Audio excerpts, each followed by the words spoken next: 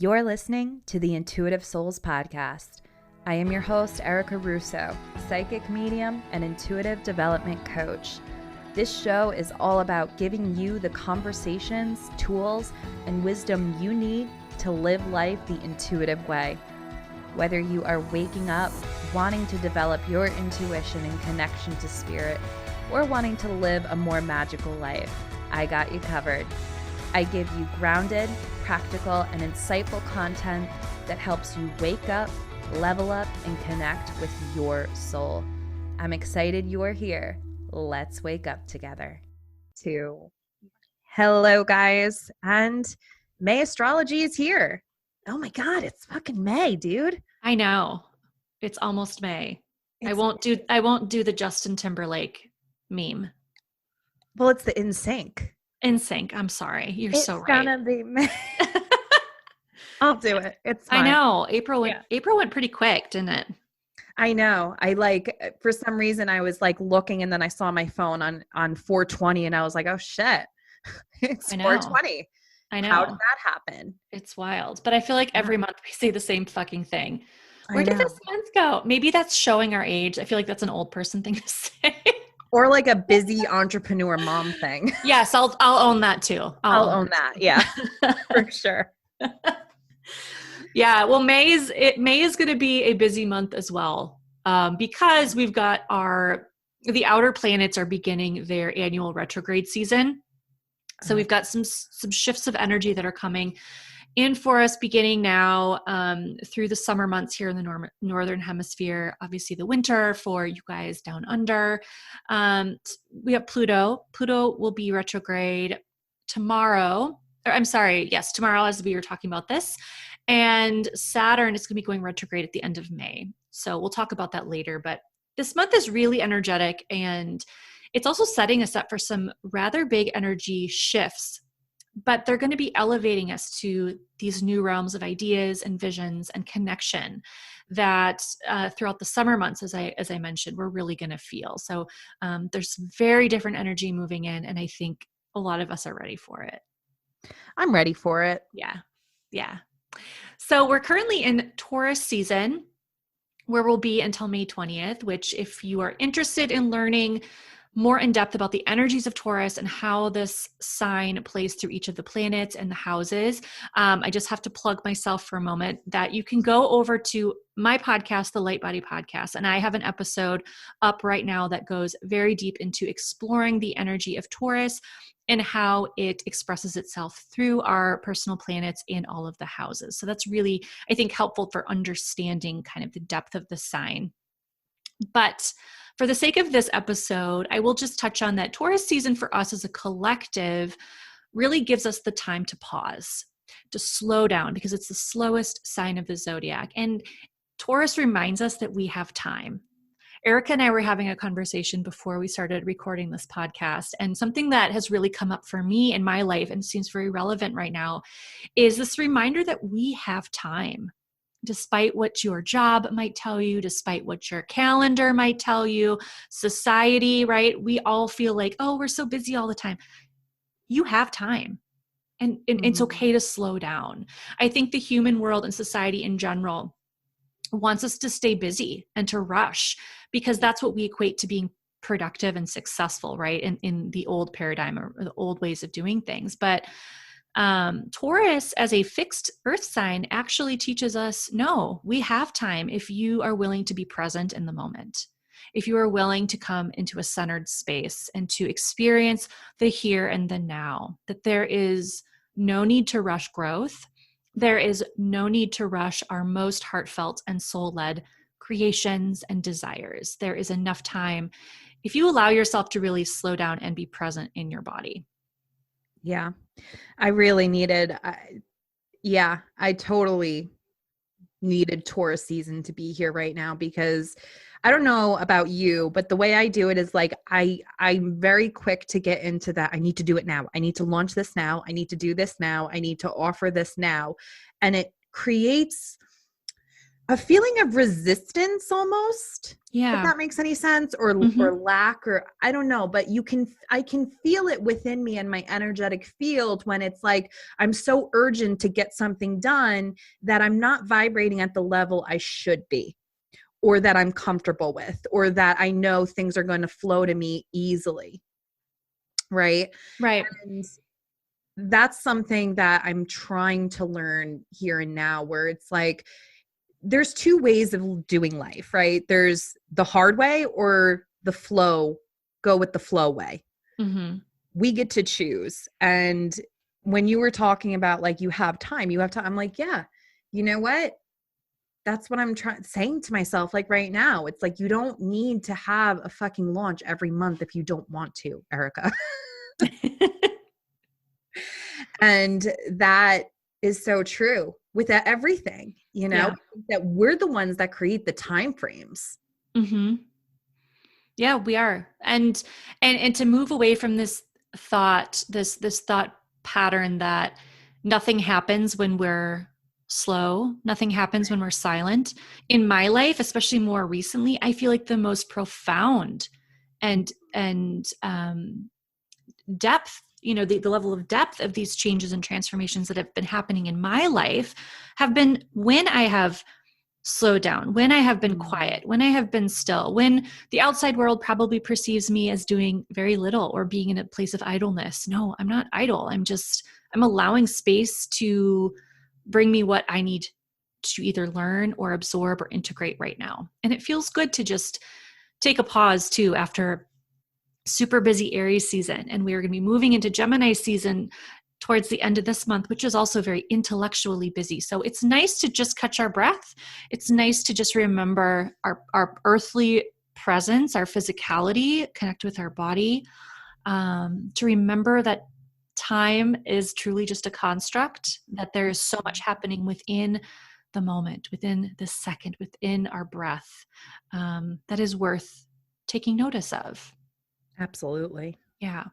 So Taurus is ruled by Venus, and there's definitely this feminine quality, and as you were speaking about, you know, going with the flow, I feel like that beautifully kind of alludes to that feminine quality of Taurus. You know, as well as with our values. Taurus is the sign that rules our values, both in the material and the physical sense, and also the value that we place on ourselves, how we feel about ourselves, how we love ourselves says so much. It says so much about who we are. It says so much to the world about how we value our own talents and abilities and gifts.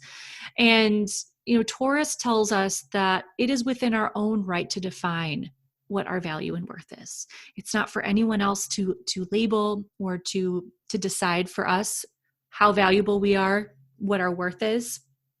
That's our own privilege. So those themes of values really boils down to security. And again, that's a very Tauran theme. You know, she's focused on creating wealth and stability in her life in every sense of the word, and being very deliberate about how and where she uses her energy, which I feel like is so relevant as we're talking about slowing down. So in our own lives at the moment, just consider where you're at. Where are you wasting your time? Where are you wasting your efforts or your emotions? And instead, where can you invest more in yourself? What do you need to call into your life right now to feel more valued, to feel more to feel that your worth is equal to what you're doing? So maybe you're in a job where you just feel like, I've outgrown this, or my talents are above and beyond what I'm doing here. I could be offering so much more. I value myself enough to say, I'm going to walk away from this job and make space for something where I can truly unfold into my own incredible magnitude, right? So reflect on those things in your own life. And like I said, come the end of May, we will be moving into the very busy sign of Gemini, which feels so different from Taurus. So take this time right now to really slow down and connect with your body, get outside, really connect with the elements, and make time to pause. Yeah. And not just in Taurus season. It's a reminder of always that it's okay to slow down. Absolutely. Yes, absolutely. Yeah. So May 3rd is the first date I've got that I want to chat about. This is Mercury entering its home sign of Gemini. So Mercury moves through the signs pretty quickly because it's a very fast moving planet. But this is significant because Mercury is also going to be going retrograde at the end of the month in this sign, in its home sign, which is quite significant, which we'll talk about in a little bit. But May 3rd, Mercury entering Gemini. This really kicks off the energy of the mind and our curiosities. Mercury is ruled both by Gemini and Virgo, but how it behaves in each of those signs is very, very different. In Gemini, Mercury has a tendency to really bounce around all over the place. It's that kind of social butterfly energy. And there is this real focus on exploring ideas in regards to how things relate to one another, whether it's people, whether it's data, whether it's, different ideas. There's a lot of comparison making from a non-judgmental place, or, just trying to place ideas or data to make sense of them. Gemini is very curious. They're eager to learn for the joy of learning. And Gemini knows a lot about a lot of different subjects for like I said, the sake of joy of learning, simply because it's interesting. So there's this real sense of delight in learning something new when Mercury is in Gemini. So you might feel this month like you're eager to, dive into a book on a subject that is just completely different for you. Maybe it's, exploring a new, I don't know, fitness routine, or taking a workshop or a class that has nothing to do with maybe what you do professionally, just because you're interested and you're curious about it. So, by nature, Mercury in this sign enjoys all of that movement and that discovery of the world around them. And there is a lot of thoughts and impressions going on simultaneously, which is why it's such a busy sign. And this energy can be very exhausting if you don't balance it out with some kind of output, like maybe journaling, or like I said, even, fitness or just physical movement or meditation to bring into balance all of that intellectual stimulation. And, Mercury is going to be going retrograde in its home sign at the end of the month, which I mentioned, where, there will be a shift in how we're perceiving information. But as a whole, this month has a real focus on exploring details and specifics, and sharing our ideas and learning from one another, really listening to each other as well, following the tug of your curiosities, and really reveling in that joy of an open mind and wanting to learn something new. I love that. Yeah. I also too, with the Gemini, I also get a very, I don't want to say childlike, but just finding the joy in everything. Mm-hmm. Just trying to really grab onto our inner child and just have fun while learning and growing and stepping outside of our comfort zone, like you said, and doing something different, maybe trying a different healing modality or something along those lines. But for me, Gemini.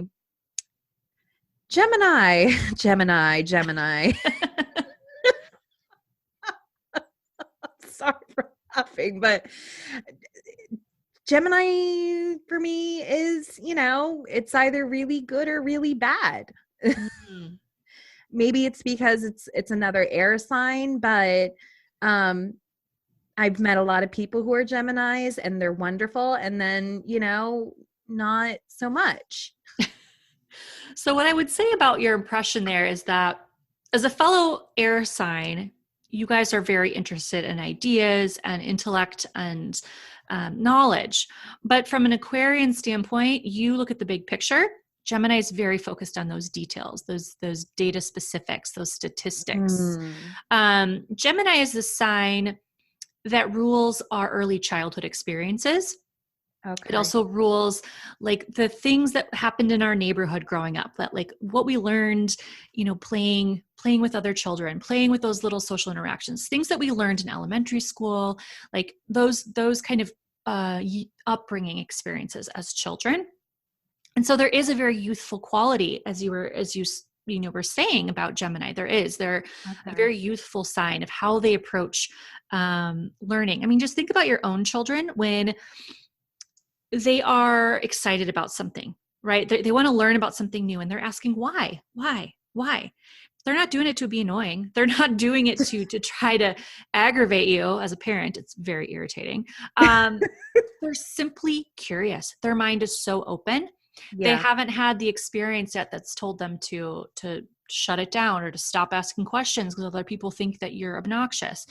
Their mind is so ready to digest new information. And that's the same vibration that we feel with Mercury and Gemini in its home sign. There's just this eagerness, this insatiable thirst to learn something new. And because they're bouncing around from so many subjects, I can see how that can come off as being maybe too double-sided, or like they're kind of flaky or flighty. And I think the reality is it's not that Gemini doesn't have depth to it, because it does. No, it does. It's just so focused on what's new, what's fresh, moving on to the next thing. There is this constant state of motion, right? That you're like, no, but wait, we were talking. Aren't you invested in having a conversation with me? And Gemini's like, yep, I got what I needed from that conversation, and now I'm on to the next thing. Yeah, so, for sure. Yeah.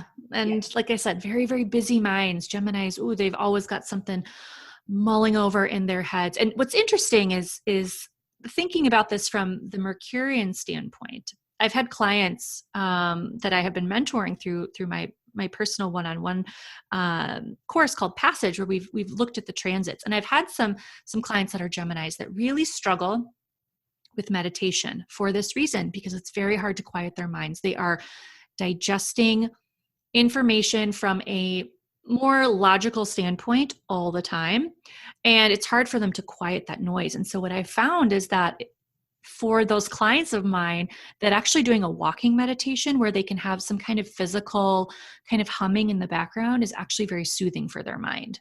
So if you are someone that really struggles to kind of come into a integration with what you're learning because your mind just like won't shut off, maybe going for a walk while you're doing a meditation. Maybe it's doing something physical like yoga, where you still have an interaction of movement with your body, but that itself is maybe very soothing for your mind and your nervous system. Yeah. Just an idea. I mean, I'm coming from a place where my grandmother, God love her, she's a wonderful person. She's a Gemini, and she's 86 years old, and she can't sit still. The conversations are cut off. Even if it's an excellent conversation and it's amazing and you're actually vibing, we have to go to the next conversation so quickly. She can't stop. Yeah. There's no stopping. And then when I started my meditation journey and she saw the difference within me, I said, Grandma, you should meditate. And she's just like, no, absolutely no. And it's just like, I thought I was bad as far as like, being in my head and very thought driven and everything like that. But then like I realized with my grandmother being a Gemini, they're much more thought and logical based than me. And, it's very interesting because she's not the only Gemini that I've had, connections with and everything like that. But you saying a walking meditation, I could totally see that helping. Totally see that. Or even, gazing at a candle, or even like binaural beats, or listening to meditation music, or listening to a certain hertz, because a lot of us don't have that ability, or it's extremely hard for us to tune out, to quiet it down, and myself included. Yeah. So walking meditation, like the labyrinth and everything like that, do it barefoot. Oh my God. That would be wonderful for a Gemini. Totally. Yeah. Totally. And Gemini energy is very adaptable. They're super flexible individuals, and that energy in general is very adaptable, very flexible. So, the beautiful thing about Geminis is they're able to just morph into a situation as necessary. They're so good at bending when other people would kind of crumble because they're so rigid. So there's a lot that I admire about that energy. Because it's just so far off from my, my own energetic cosmic makeup. But, yes, we've got a busy intellectual month ahead of us. And with that, I just want to mention, so May 3rd, Mercury moves into Gemini, and May 8th, Venus will be following Mercury into the sign of Gemini. So Venus in Gemini provides real adaptability, resiliency, and curiosity in matters of the heart. But in my interpretation, Venus in the sign really equates knowledge with love, or love with knowledge. And what I mean by that is that you can only really know something if you open your heart to it. Think about that. Like, think about whether that's a person, whether that's an idea, whether that's a cause, a humanitarian cause. If you open your heart to understanding and truly learning about that person, thing, experience, place, that's how you are able to love it, right? Mm-hmm. So loving something helps you to understand it better. You understand the knowledge you are learning with greater importance and weight if there is a love or a vested interest in it. And I was one of those, as an example, I was one of those kids growing up that in school, if a particular subject just didn't interest me, I didn't put my heart into learning about it because it just was like, meh, I don't really understand it. So I don't care. But the subjects that I did really, love or get excited about, like, I would open myself up to understanding everything about it. Yeah. So it's a good reminder that even if it's not something maybe that you naturally gravitate towards, understand that learning more about that subject or that person or that experience will help it bring greater importance into your life.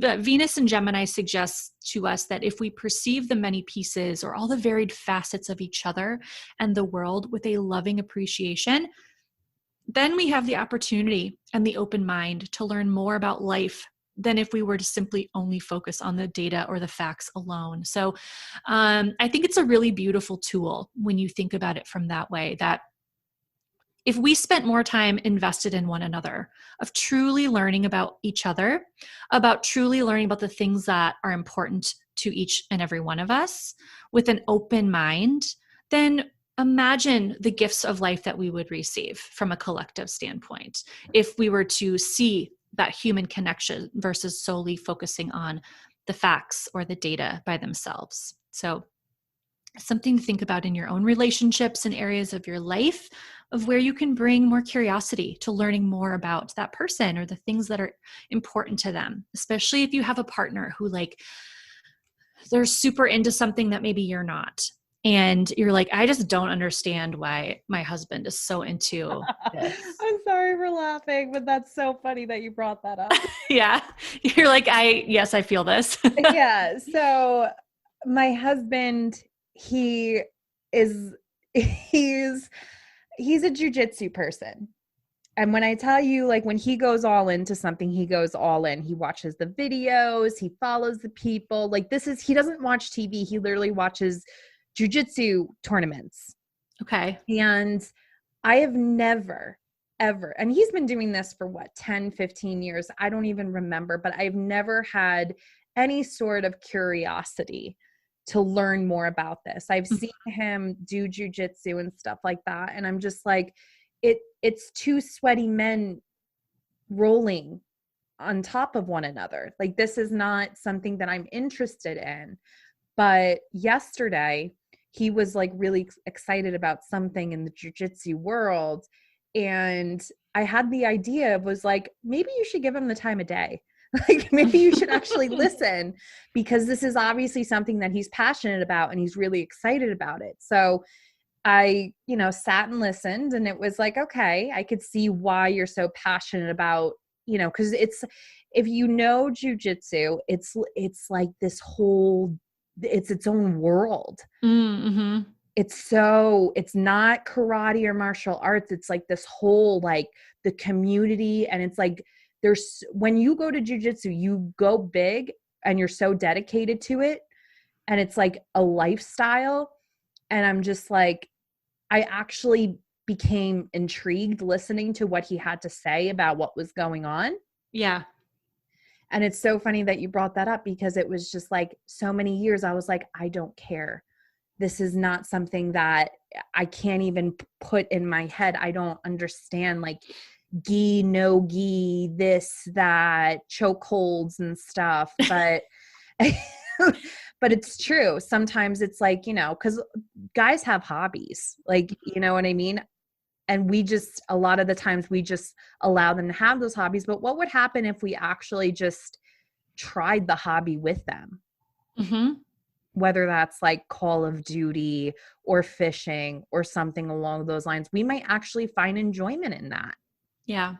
And greater depth of connection. Yeah. You feel closer to your partner. I mean, I can think of so many examples in my own marriage too, and just even with my family, like with my dad or my sister, things that they're super into that like I don't really have a frame of reference for, or it's not something that I've been personally interested in, but to truly listen.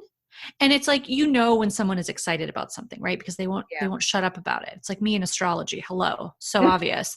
And like the example in my life currently is my husband is really into Bitcoin and cryptocurrencies and watching the stocks and the markets and all this stuff. And I'm like, numbers, no, thank you. Like zero interest in this. But I was like, you know what? This is important to him. He is having fun with this. He is curious. He wants to talk about it. So I want to be an active listener. I want to know, if I can give myself more knowledge about these topics, maybe it is something that I would be interested in. And sure enough, like I find it so fascinating, so much that I'm actually like looking at forecasting with a lot of the cryptocurrency. I was going to tell you, I was like, you guys can incorporate that. Yes. Yes. I've looked at the lunar cycles and stuff. It's been really, really fascinating. But that's a perfect example where I immediately was like, no, not interested. Stocks, boring. But then when I actually listened to him and learned and opened my mind up to actually gain some intellect about what he's talking about, I was like, actually, this is really interesting to me. I surprised myself. And now we have something that we have in common, to do together or to talk about or to feel close with one another. So that's the lesson here with Venus and Gemini. Yeah. Being curious with matters of the heart and remembering that, love equates with knowledge, that you can love something and not know anything about it, but you can also learn to love something by just being open. And having that opportunity to have a loving appreciation, to learn more about someone else in your life, and what a positive support that can be for your relationships. And when you're done with those reports with Bitcoin and stuff, be sure to send them my way. Be sure to email them to me promptly. Yes, promptly. ASAP. Yes, ASAP. Please timestamp it with a big urgency thing to my inbox.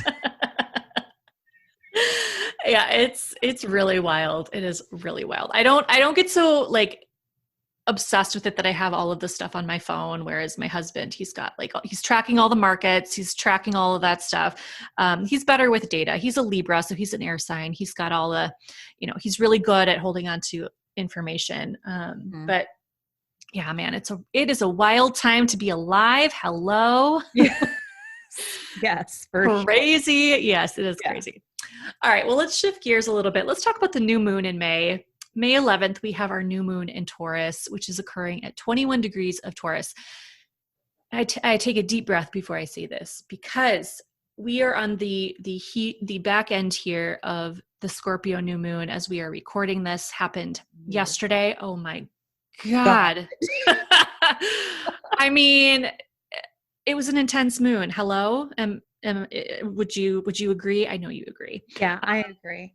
And I also want to point out, just so you guys know, I did say that I was going to make moon water, but then, Hannah came in and was like, yeah, you don't want to do that. So I totally forgot to put it in my stories not to make moon water or charge anything. But just if you did, maybe just use that water to water your plants or something. Right? Like, yeah, it'll be fine. It'll be fine. I just would say that anytime we have this a moon that's got a lot of erratic energy, which we're going to talk about later because we've got an eclipse this month, which is not an ideal time to do any manifesting or mood water or charging. Yeah. But we had Uranus that was a big player in this last full moon with Scorpio that brought about very swift, sudden changes. So much so that I was sharing with Erica, I had 3 clients reach out to me this morning that were like, I quit my job yesterday. So this moon was super major. And I'm like, yeah, Scorpio is all about like lasting transformation. So there's something to be said about that energy. So in regards to this new moon that's happening on May 11th, we are still kind of processing after this Scorpio full moon in April. And I think a lot of us are going to take some time over the next, as I'm speaking here on April 27th, we're going to be taking probably another week or 2 of really integrating these transformations. These for a lot of us, these were really major shifts that happened. If you were one of those people that just up and quit your job, I mean, hello, life changes. Big stuff going on. So this new moon in Taurus is this beautiful relief, this beautiful reprise that it's lovingly offering us space and time and patience to continue to pause and rest and reflect. Okay.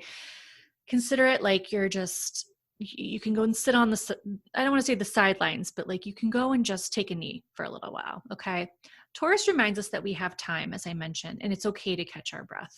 As the fixed earth sign of the zodiac, Taurus is really keen to be sure about what it wants. It really wants to know what is for them before it moves ahead with action and commitment, because it is so grounded and as a fixed sign, it really wants to root into the work that it's committed to. So take that time and really evaluate as you are, working through this energy from this last moon of what am I committed to now? What am I willing to begin that I'm going to stick around for? Thinking about our values and our worth, and the worth that we place on ourselves and our things. I talked about this at the beginning of the episode. When we live more in alignment or according to our personal value system as well, that's when we can be clear about who we're growing into or who we want to become. And within this space, if there are inequities that rise up during this reflection, then it's an indicator that, okay, I've got some work to do. And this new moon is like, you've got the time and space to make those changes as necessary. You're allowed to do that. So, because Taurus is a fixed sign, as I already spoke about, there is a challenge with change here. Taurus has a very hard time accepting change as a part of life. None of us are immune to that. So material securities can give us the sense of stability, of course, but they don't define or replace our genuine security or worthiness, which is deeply tied to our self-respect and love. And when we can come into a greater space of self-acceptance and love, it then becomes easier for each of us to find peace and tranquility and calm amidst the chaos of everything else going on and around us. So we have this really supportive trine also with this new moon between Mercury and Saturn, which really highlights how important it is to consider what we're missing when we look at the big picture of our lives right now. What are we learning about ourselves? What pieces have we been maybe overlooking? Mercury is also going to be conjunct the North Node, which brings us greater clarity about our purpose and removing any thoughts or beliefs that might be sabotaging our own progress or growth. So there's that beautiful energy that's helping to bring us a clear understanding of why we're here and what we're doing. And then when we are clear about that, it's very obvious what needs to be let go of, released, or needs to fall away. The new moon is also in a sextile with Neptune. So there's a very lifted energy as well that helps to anchor our imagination and dreams into the material world and shows us how we can be more compassionate towards ourselves and others. So there is a real opportunity to pause and tune into ourselves and to get clear about what is important and who we want to become, and also the resources and materials or changes that we need to integrate in order to feel more grounded and more stable within our own power and presence in our worth. So I think it's a really nice kind of landing spot as we are shifting into a very energetically busy month to take that time for ourselves to do some reflection. And normally, new moons are all about intentions and doing or getting ready to do. And of course, make all those intentions, but really take the time to slow down and just connect with yourself too. Hear, hear. All right, well, let's move forward. We're going to talk about this big energetic shift that I kind of alluded to at the beginning of this episode. So May 13th, Jupiter is going to be entering Pisces. Yay! This is one of those really big energetic shifts that we've been waiting for like all year at this point. So Jupiter has been in Aquarius, and it's going to be entering its ancient ruler, which is Pisces. So it's very comfortable returning to its native home. And, there's been such a focus throughout 2020 and 2021 with, the balancing of the old and the new, right? Traditional versus rebellious, and a lot of tension about releasing what has ended and making space for a higher consciousness to come in. And Jupiter in Pisces will be that welcomed energetic shift as it highlights higher levels of spiritual growth and intuitive connection. So, our benevolent planet will be going retrograde later in June and then re-entering Aquarius in July. So you can consider this a preview of the energies that will be really weaving themselves into our consciousness throughout most of 2022 when Jupiter enters Pisces again on December 29th. So Jupiter is the generous planet of our solar system. It's the only planet that actually sends out more energy than it receives, which is kind of crazy. But in Pisces, there is a frequency of compassion and service and forgiveness. So we are learning the real application of these virtues during this time, and also putting a greater sense of trust and faith into the unknown road or a path ahead. And that means getting out of our heads, getting out of our thoughts, and coming back into ourselves, even disconnecting with anything of excess.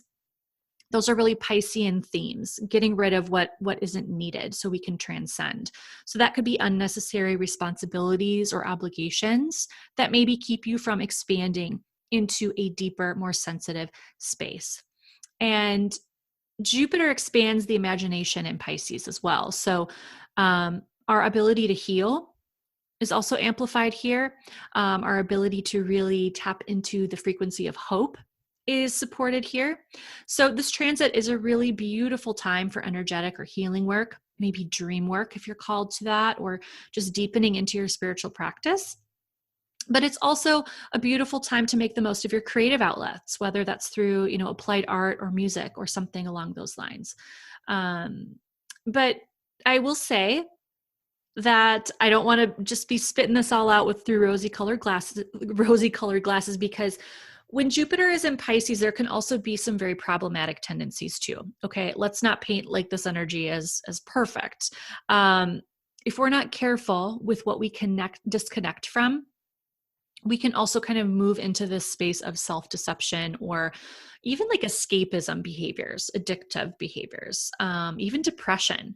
So, as always, the way to balance these elements is to welcome the positive opportunities that Jupiter blesses with us, and to stay engaged with ourselves and our truth. So, you might feel more sensitive during this transit. So maybe if that's the case, really amp up your grounding or your energetic protection, and just really approach those practices with a loving, compassionate self-care ritual in whatever way, that feels good or looks for you. But if you're curious about how this energy is going to be really re-enchanting your life, take a look at the house position of where Pisces lands in your own chart too, which is always kind of fun to see how that energy will play out for each person individually. So what house it's in? Mm-hmm. Okay. Yeah. Are you looking right now? No, I'm not looking. I'm taking a note. Yes. Yeah, you can take a look and see where Pisces, what house that is for you. Okay. All right, moving along. May 20th is when we begin Gemini season this year. We'll talk about this more next month. And we have talked a lot about Gemini energy already this episode, but we'll talk about it more at a kind of broad standpoint with our June astro forecast. But I do want to dive into two major dates here at the back end of May. May 26th, we have a full moon lunar eclipse in the sign of Sagittarius at 5 degrees. So this is our first eclipse of 2021. And because the south node of the moon is in Sagittarius, it is emphasized during this event. So anytime that the south node is emphasized, there is a theme of emotional endings and karmic release. All eclipses bring significance at a soul level for each of us, as well as some kind of breakthrough or changes. But whether it's a beginning or an ending, a lot of that depends on whether it's a lunar or a solar eclipse, and if it's, what node is emphasized here. So this is a full moon lunar eclipse. Sagittarius. So if this full moon lands conjunct to any of your inner planets or sensitive points, which would be your ascendant, your IC, which is your fourth house cusp, maybe your MC, or any of your natal lunar nodes, then you can expect a big year of changes and opportunities to really raise consciousness in your life. And you can expect a shift in your awareness of how you can work with that energy differently. Now, if you don't have any conjunctions, you will still feel that energy in a specific area of your life, which is going to be defined by which house the eclipse falls into. So you're going to want to take out your chart and see, where does 5 degrees of Sagittarius fall for me? So this eclipse in Sagittarius is bringing us changes in our beliefs, since that is what Sagittarius rules over, our beliefs and our value systems, as well as gives us a greater perspective into what we've been learning since 2013, which is when we had a previous Sagittarius lunar eclipse around this degree. So what we're letting go of too. And Sagittarius is ruled by Jupiter, which will be in Pisces during this time. And there's a very dynamic T-square aspect during this eclipse between Jupiter and Pisces, the sun and the moon, which is really highlighting movement and also inspiration and trust. Trusting our path, trusting the changes that are taking place, trusting what we can't fully see or comprehend yet, but we feel within our souls is for our greatest and highest good. And that's all fueled by Jupiter in Pisces at 1 degree, really learning those Piscean lessons. So all the Gemini energies during this eclipse are speaking and preaching about needing freedom and flexibility, which that would be the sun, the North Node, Venus, and Mercury. They're all going to be in Gemini during this eclipse. And it's really opening up for thought and exchanges of ideas before Mercury dips into retrograde on May 29th. So a lot going on there. 5 degrees of Sagittarius represents something that is beginning to be discovered, something that is ready to be learned in our lives in order to release and embrace transformation. So wherever this point lands for you in your chart is telling you where you're ready for this change, where you're ready for an emotional release, where you are ready to see the bigger picture of what is taking place in your life in order to really integrate and grasp the lessons that need to be learned.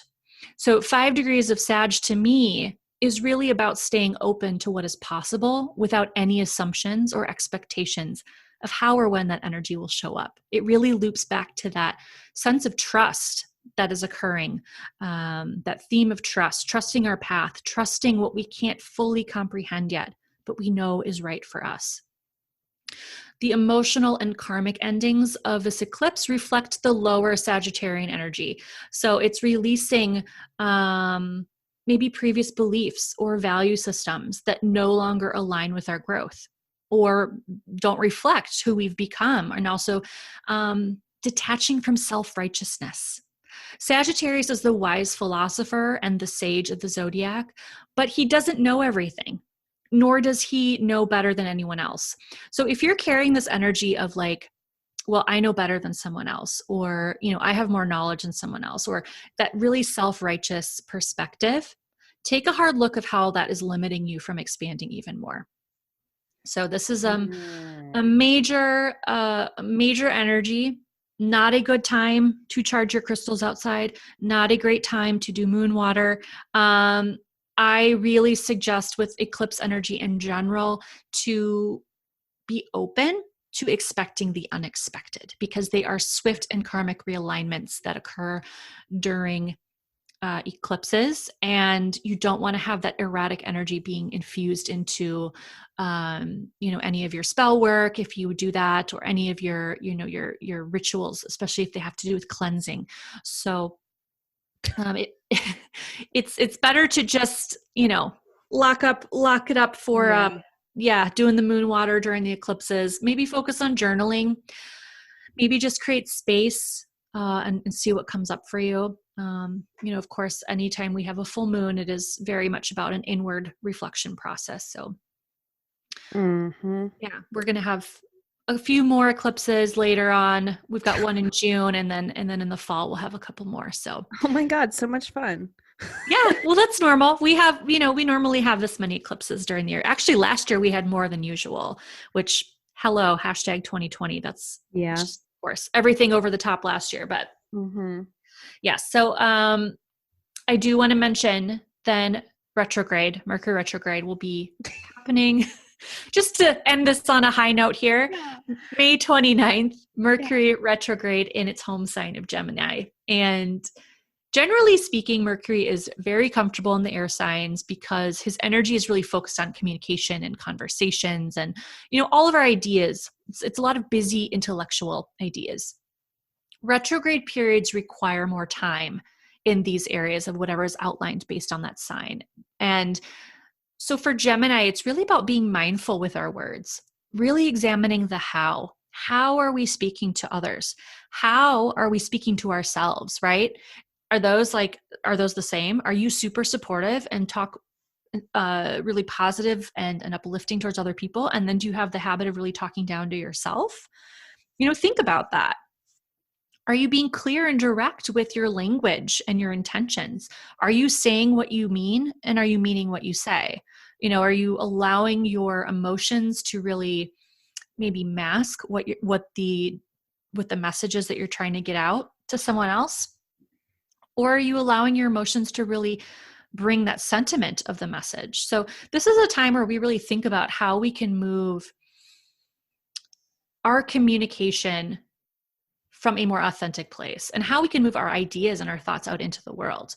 So to me, Mercury retrograde is also about doing less and saying less, trusting the time when not to speak, and really focusing more on listening instead of actively projecting. This is a good time to shut the fuck up. I say that with love. But it's something that I'm going to talk about in another podcast episode, on my own podcast, and definitely on Instagram, about how sometimes I think people perceive Gemini energy as it's like a validation that they can just say whatever they want. I'm going to open up my throat chakra. Gemini rules our communication. I should just be able to speak whatever I want. Actually, Gemini is here to remind us that we have to learn first. And in order to learn, we have to listen. Yeah. So in retrograde, in regards to our personal energies, my guides have shown me that during retrograde, we have an energetic reprogramming that is occurring in our top 3 chakras, the throat, the eye, and the crown. And we have the opportunity now during Mercury retrograde to pause and clear out whatever kind of energetic debris or self-imposed limitations are keeping us from better understanding ourselves, understanding the world, each other, but also our ability to really listen and to actively absorb what other people are sharing. Listening is so important. I mean, when you talk about communication problems in relationships, I think one of the biggest gripes people have is feeling like their partner's not really listening. So, do less during this time, during Mercury retrograde in Gemini. Do less. Listen more. Really feel into, is this the right time for me to be speaking up? Or is this the time for me to be silent and to reflect and to absorb the information that's coming in? Yeah. I think a big thing too is, and this is something that I'm still mastering, I'm still working on, is being not saying anything when I'm emotionally triggered. Mm-hmm. I think it's a Absolutely. big life lesson for all of us. And we had a conversation prior to recording where it's like, I know I'm being triggered and I know that my emotions are heightened because of this, but you're totally right. I think too, with Geminis and stuff, they're very quick to just say what's on their mind, but they are in a place of like emotional, I don't want to call it instability, but their emotions are heightened. And they need to, all of us, every single person, it's more of learning to respond rather than react. And sometimes Yes. responding is silence. Yeah. Or taking the pause to Yeah. think about what is actually being said here Mm-hmm. versus what am I perceiving the message to be? Because there's a difference between perceiving what someone is saying and actually integrating what someone is saying. And usually the difference or the ambiguity between those two truths is the emotional filter. Mm-hmm. And Gemini is all about learning without judgment, of listening without an emotional projection. So, yeah, you're absolutely right. Try to listen from an openness and not a place of emotional response. Taking time to reflect if you need the time to really understand what's being said or what you're learning or understanding or coming into knowing Yeah. before you respond. Yeah, I definitely agree with that. And Mercury retrograde in Gemini is all about doing things twice. Okay, because the sign of Gemini is the twins, right? Doing things twice. And every Mercury retrograde we have this year interacts with either Saturn or Jupiter in Aquarius, which brings up a greater significance of what's coming up for us in the long term, like what breakthroughs we are working to or towards or through. So during that retrograde period, it's like we have the chance to kind of go back in time because Mercury is going back into the degrees that it's already learned, it's already been through. It's coming back into a space where it's already been. So it's like we have the opportunity to review, oh, what was I not understanding about this before? What was I not grasping? What was I not hearing? Maybe I wasn't listening. Maybe last time this energy came up for me, or maybe this, as I'm reviewing what occurred in the past, I realize now with hindsight that I was having an emotional reaction instead of truly listening and hearing what this other person had to say. And how is that keeping me from being able to move forward in the long term of my own growth or towards my goals? So there is this reflection and review. And this Mercury retrograde in Gemini has really intense Gemini energy because this, of course, is happening during Gemini season.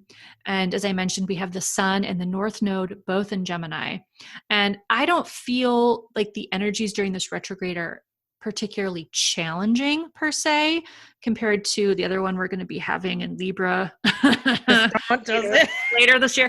But for each of us, there's really something that's coming into focus. There's something that we're learning. That's that Gemini energy. There's something that's becoming clear within our minds of where our priorities or energies are needed right now. And it's highlighting what we're eager to learn. That's going to help us in that long-term path. So, this Mercury retrograde begins at 24 degrees of Gemini.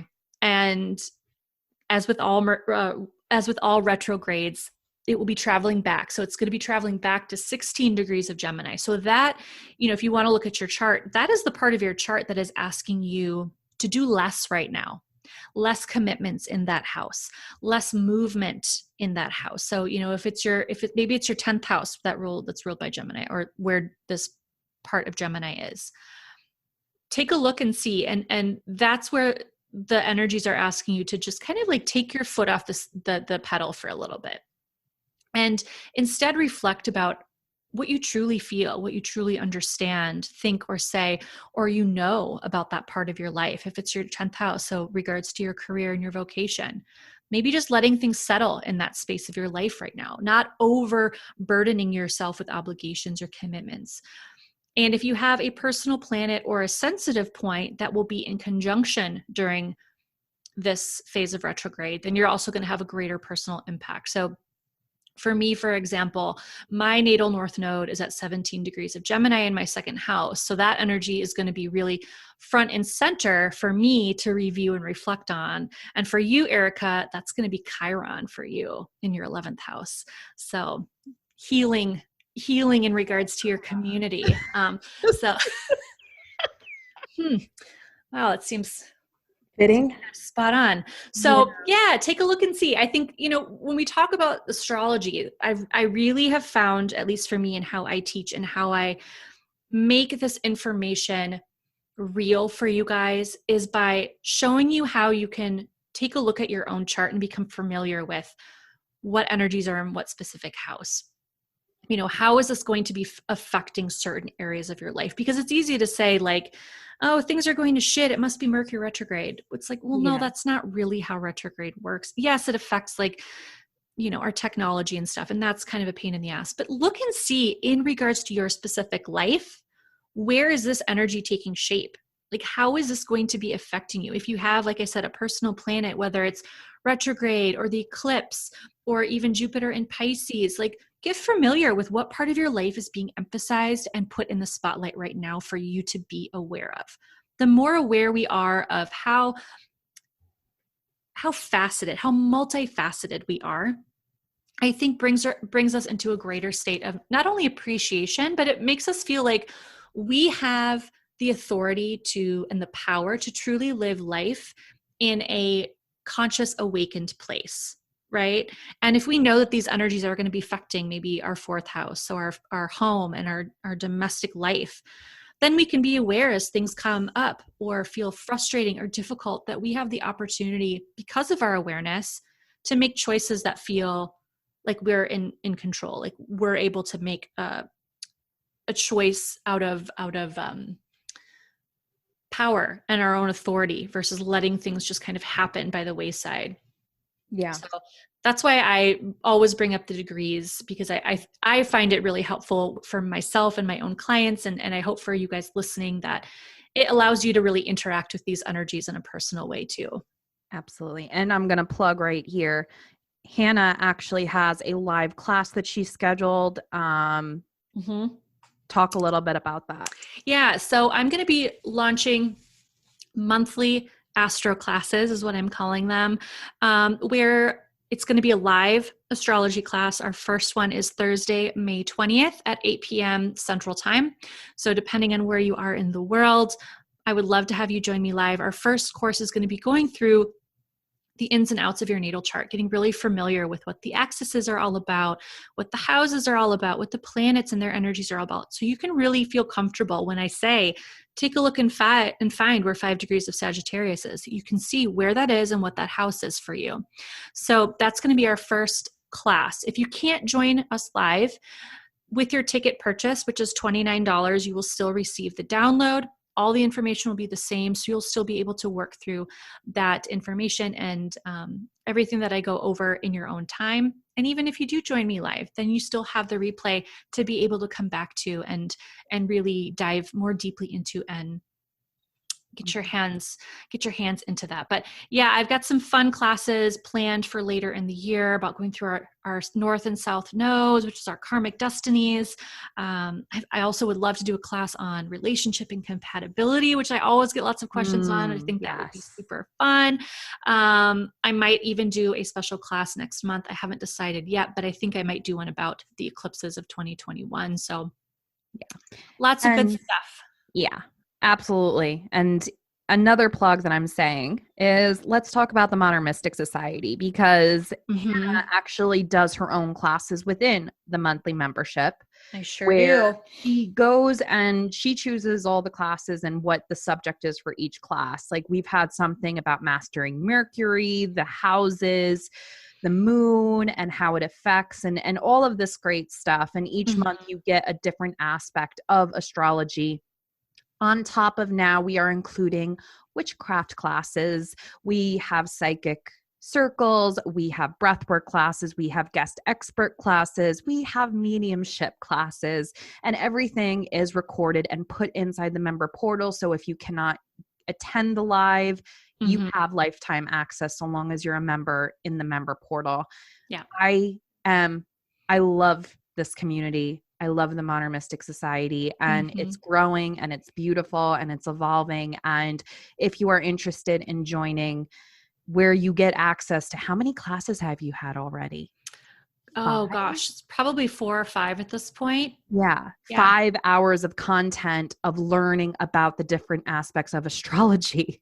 I mean, it's insane what you get within this community. Be sure to head on over to my website and join. I kind of quietly opened it because I'm just so passionate about this freaking community and how incredible it is and how much growth and expansion and learning and knowledge is within each and every month. So if you're interested, be sure to join that. And Hannah does her own monthly classes within there. And then she also does her classes, which are a bit different, outside. And you can go, right? Just go to Divine Sky Mystic and it's in your link, right? Yes. Actually, if you are on my email list, I send most of my content out that way first. So you can sign up for my email list on my website, which is divinesskymystic.com. Otherwise, you can connect with me on Instagram, which is at divinesskymystic. And I do have a link in my bio where it will take you right to the purchase page where you can purchase your ticket for May's Astro class. And that's where it will be for the future. And I just want to say that in regards to the Modern Mystic Society with the astrology classes that I offer, what is really valuable and where I don't offer this anywhere else is the opportunity to ask me questions one-on-one about your own chart. So if like last month we went through the houses and I opened it up to the participants that were in this class to ask me any questions about your personal natal chart in regards to the houses, or any questions you have about your moon or aspects to your moon. So you get this really exclusive opportunity to have the personal exchange with, whether it's me in terms of astrology or to work with other psychic mediums, other intuitives, other witches, if that's what you're called to do. And it's a very personal opportunity. So there's a lot of value over in the Modern Mystic Society. I've been so honored to be a part of this for so long. I feel like it's been such a fundamental piece to my own growth. And so it's equally, it feels equally wonderful to be able to kind of give back to this community that has given me so much, to be able to offer my own knowledge and experience in a way that I hope is helpful and supportive to others. So yeah, I would love to have you guys join us, like I said, in my class on May 20th, future classes. And of course, can't say enough good things about the Modern Mystic Society too. So I know. I know it's so incredible. Like looking back in hindsight and just seeing everybody evolve and step into their own power and really tap into their own intuition. It's really incredible. And it's such an honor to host this sacred space in order for people to do that, in order for people to be seen, to heal, to grow, to know that they're not going crazy. Yeah, it really is. Like I get emotional thinking about it because it's like, holy crap, how did we manifest this group? I don't know. Well, I mean, I do, but it's pretty incredible. It is pretty incredible. Yeah. It is, for sure. So those are my 2 plugs. Well, that's all I've got. Yeah. May's pretty, it's I don't want to say it's any more intense than any other month, but there's a different shift. There's a different energy that's coming in. And I think you guys will be happy about that. I know I'm really looking forward to it. So enjoy. Yeah. I'm also looking forward to like just spring. Oh yeah. Right? Like just the warmer weather and just, Oh yeah. It's like 80 something degrees here today in Kansas City. It's and you wild. just snowed last week, right? You had to remind me. Yeah, it did. It snowed. I guess it's been, I don't know if it's 2 weeks ago or whatever, but yeah. Crazy Midwest weather. Oh, crazy Connecticut weather. It's all good. It's good to be alive. Thankful for it. Thankful. Absolutely. Yes. Guys, be sure to listen to the Light Body podcast. Follow Hannah on Instagram. Follow my new account on Instagram at Hey Erica Russo. And we will see you next month. Bye. Bye.